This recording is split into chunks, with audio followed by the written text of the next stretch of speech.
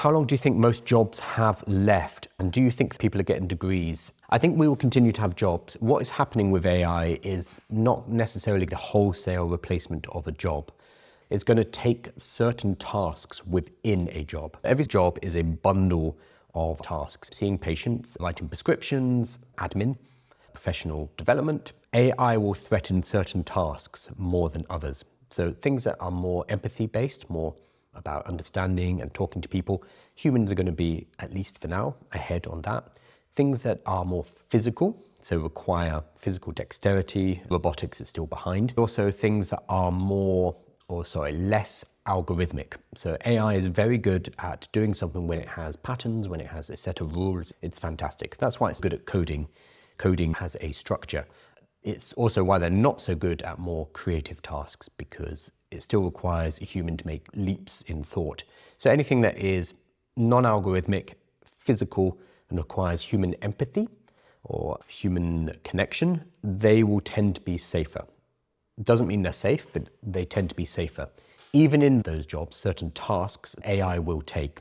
When AI takes those tasks, people can focus on the human parts, the non-algorithmic parts, the empathy-based parts, the physical parts, where AI cannot do the work.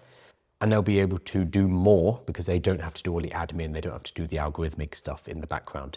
That means that we need less people doing each job. That's going to be how it affects industries. Even in things like plumbing, people are always using plumbing as oh, that's a nice, safe job. You're never going to be in trouble there. Even in something like plumbing, there are parts of that job which will be taken by AI. For example, admin, invoicing, ordering parts, whatever. Because those tasks from within the superset of plumbing are taken away, we now need less plumbers. That means the market starts to shrink in terms of how many plumbers we have.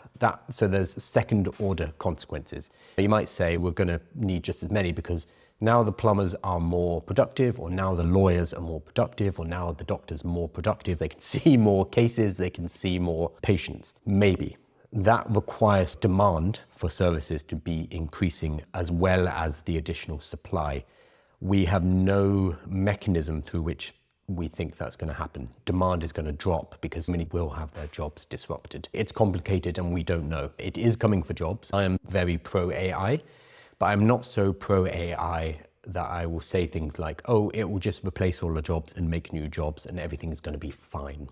I think that's naive.